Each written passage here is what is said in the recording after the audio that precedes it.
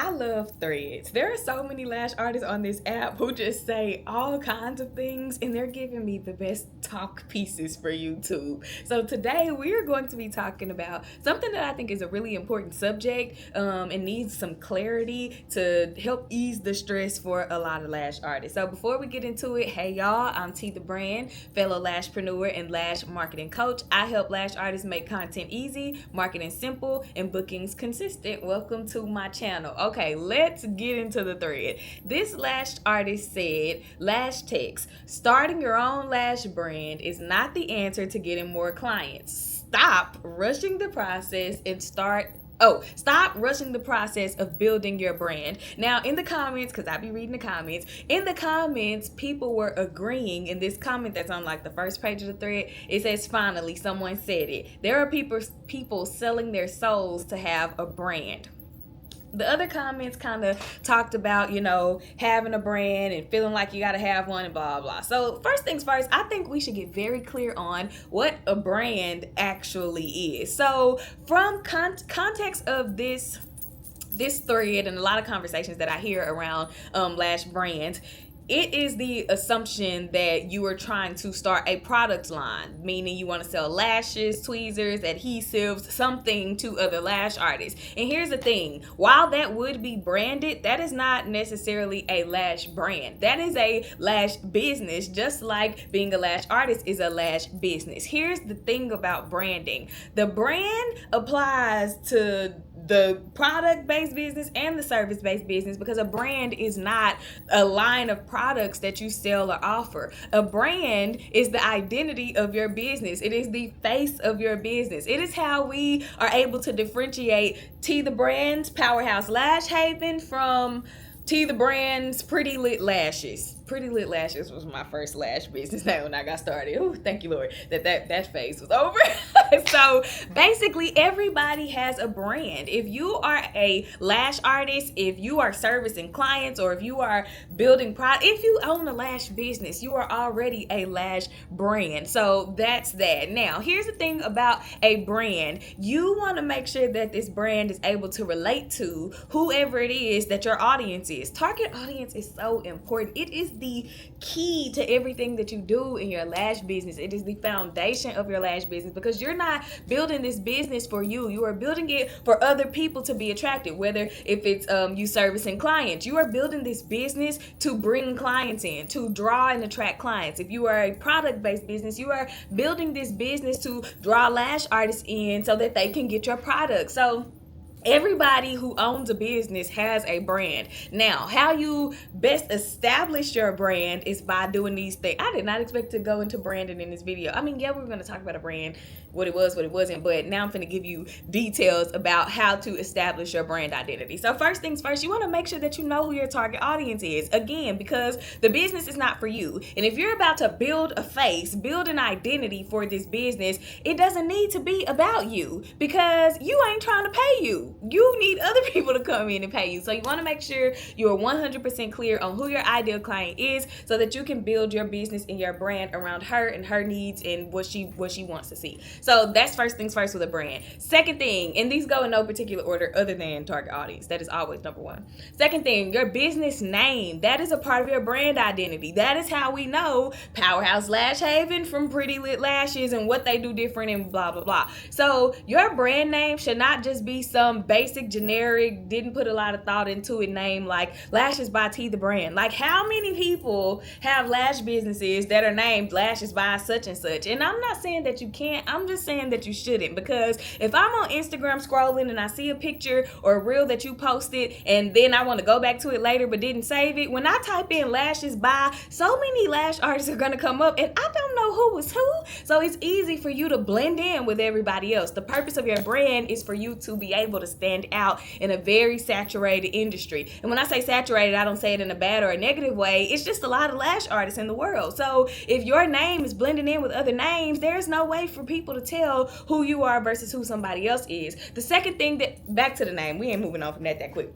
Make sure your name has value and meaning to it, so that it can really connect with your ideal client and relate to her. For example, Powerhouse Lash Haven. I chose that name, one, because Powerhouse came from, how do I make this short? I went to Life Enrichment Boot Camp back in like 2018, 2019. I had been diagnosed with depression, and I was in this group. We had these little therapy groups within the camp, and we had to build this contract with ourselves. And the contract went along the lines of, I am a blank, blank, blank woman or man. So the blanks you fill in with adjectives, and your group members could help you fill those words in. So for me, the first thing that we did, we rented off all this bad, negative stuff we thought about ourselves when we first came to the boot camp. And then we were supposed to replace those negative things with 3 positive adjectives to put in the self contract. And so our group members could help us with it. And one of my group members said powerhouse. Actually, all of my group members made my whole statement, which is, I am a pure powerhouse, beautiful woman. I was struggling. Pure was like, absolutely. I'm a very genuine person. And that was no question. Powerhouse, I had never heard the word before, but I liked how it made me feel. So I was like, okay, we'll go with that. And then later on, I looked up the definition of it. Beautiful.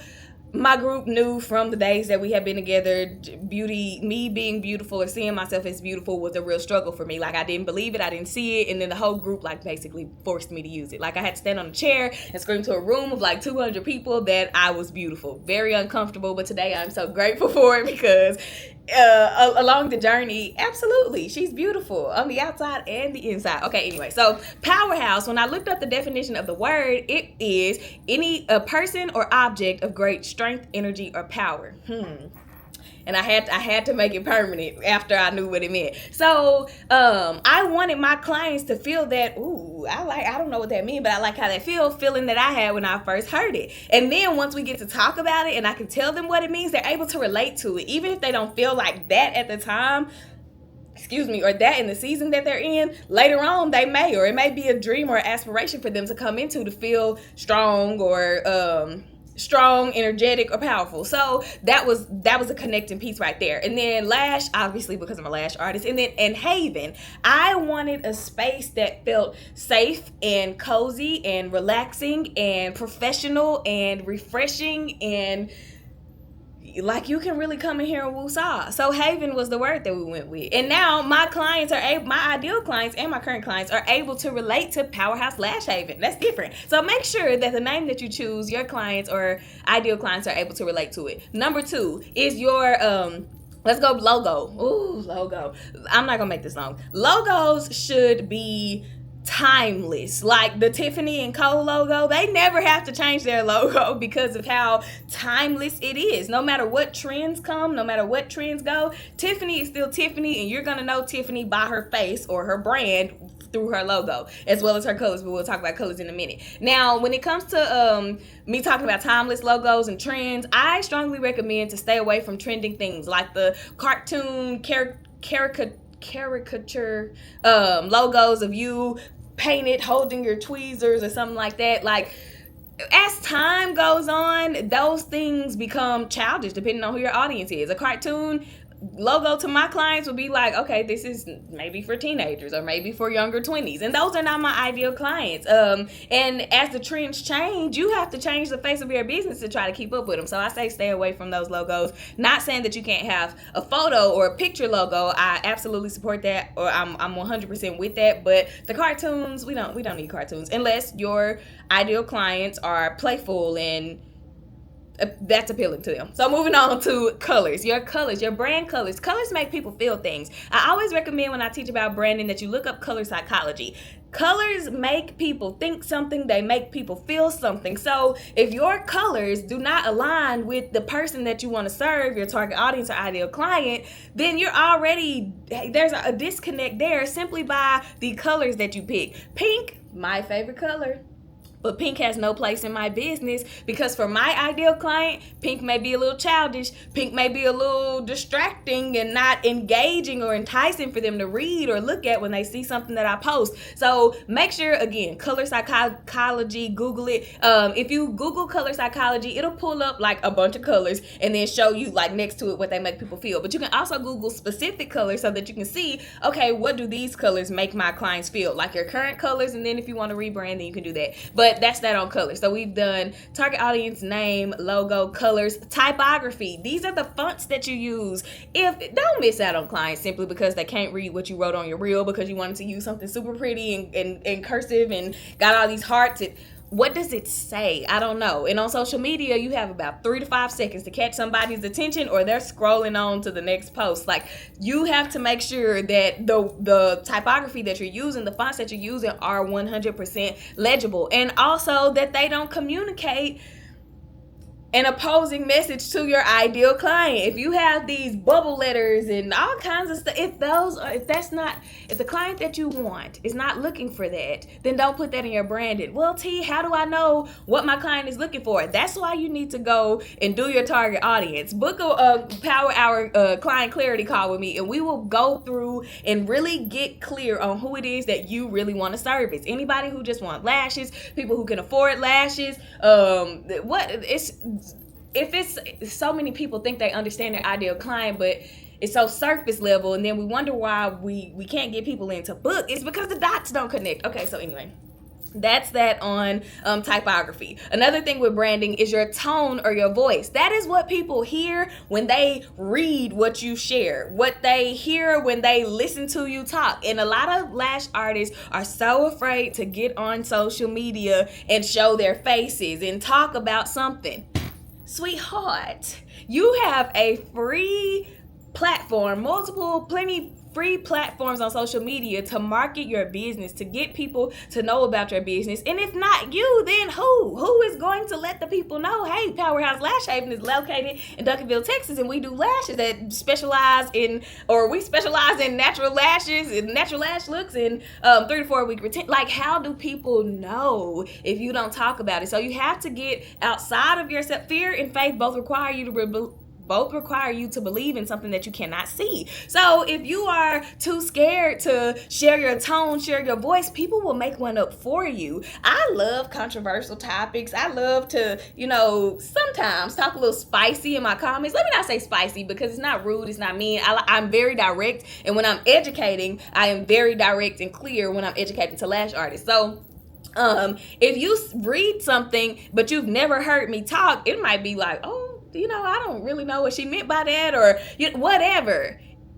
People are going to give a voice to your brand if you don't. So when you listen to T, one of my favorite examples. So all of my videos that open up with, hey y'all, that's on YouTube, that's on Instagram. And so people can read in a caption, hey y'all, if I post it, and probably hear what it sounds like for me to say that. People need to know what you sound like. If they don't know how you look, if they don't know how you sound, there is a great chance that they are not going to be comfortable booking, because people book with people, and they need to be able to connect with you in some kind of way, relate to you in some kind of way, and they don't know if they're coming to you or Bob the Builder to get their lashes done. So tone and voice matter. And then lastly, what I like to share about branding is your brand message. This is not a mission statement. This is simply an anchor and a focal point to help you stay on track with the content that you create and the messaging that you put out in your content and your captions, and how you treat your clients and what they should expect when they come into you.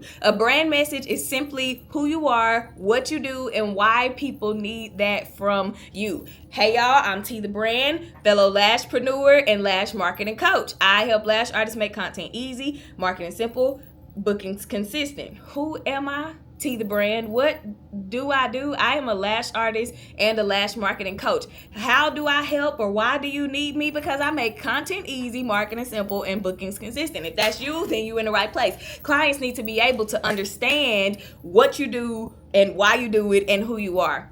So that's my spiel on branding when I teach it. And again, if you go back and listen to all of the things that I listed off, all of it is rooted in your target audience, your ideal client. You cannot do anything without really knowing this person. I mean, you can, but if the dots don't connect, then the coins don't connect either. You know what I'm saying? So I hope this video was helpful. Remember, if you are struggling with deciding, do I have a brand? Should I have a brand? All this mixed messaging on social media. If you have a business, if you have a lash business, no matter no matter if it's product-based, service-based, or both, you have a brand. What you do with that brand is totally up to you and should be based on your target audience. This is the face of your business. This is how we're able to differentiate and recognize you compared to every other lash artist that there is. So that's that on that. I hope that this video was helpful. If it was, like the video, share with a lash artist who could use it. If you have any questions, drop them in the comments. I'm happy to help. Hit the subscribe button so that you don't miss any of my educational videos, and I will see you in the next one.